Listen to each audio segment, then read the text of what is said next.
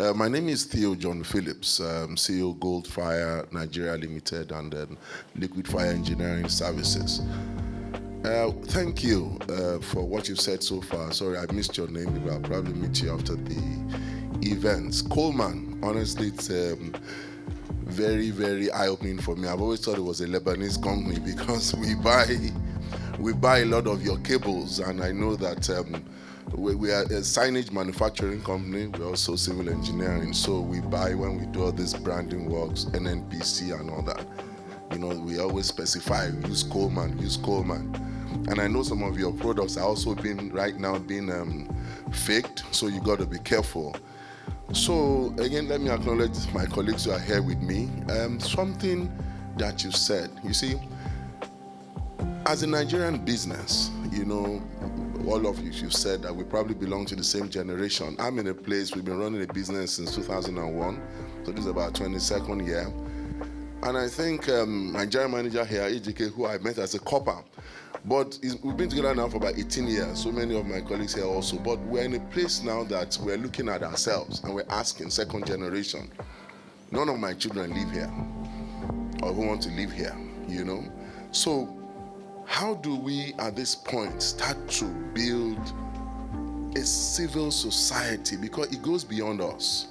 You know, I'll give you a good example. Chicken Republic, when they started, when we opened the first shop at Adeola Deco. 1 minute more. Sorry, the vision was that the Nigerian businesses can survive beyond first generation. It's something I believe in. But where myself, yourself, how are we helping? Like Manufacturers Association of Nigeria, what is the policies that we're putting in place to start to engender that transfer of knowledge, succession planning to help these SMEs to start to grow? Just that. So the question is, what is MAN doing to help succession planning? Yes, just those policies in place to start. Especially because your children are abroad. Well, all right. And I think for most families that have the biggest problem with the generations today is a lot of us have sent kids abroad. My daughter's graduating this year. But you know one thing, you need to practice. You see, what I've realized is that the ability to get these children to come back starts from the same way my father started. From as little as they were 5, 6, 7, they could understand. I told them what I did. I explained what I do. I tell them, look, I owe you the best education, no money. You need to make it yourself. And the same way my father used to tell me. But I'll keep explaining what I do. I sit them down when I'm doing well. I sit them down when I'm not doing well. When I'm not doing well, they are the best supporters. They'll tell you, Daddy, we can't spend money. Things are tough.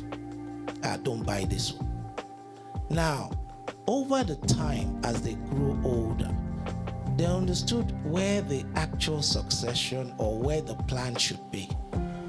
Both of them were, we all digitally plan and bond them abroad so that they can have passports different from our own. We are queuing in embassy, they are not. So they have those type of passport. So you will not expect them that they want to come back. My daughter in her first year, after finishing first year, said to me, Daddy, I don't know why anybody wants to stay here. I said, why? He said, all you do here is pay bills until you die. He said, but in Nigeria, it seems all of you work to own. He said, me, I want to come and work to own. I don't want to come and pay bills till I die. He said, so please, guaranteed me, the day I finish, I'm coming home. So I'll go and find something I'm going to do when I come home. So I'm not begging her to come. They cannot even stay there. They don't even want to stay there. If I tell them they shouldn't come home any year, it's like that's the day that doesn't love them anymore. So you don't want us to come to Nigeria. So you have to actually start from as little as they can be to start understanding your business or the life of business. Then secondly, we make one assumption that education is the solution to everything. It is, but what is education?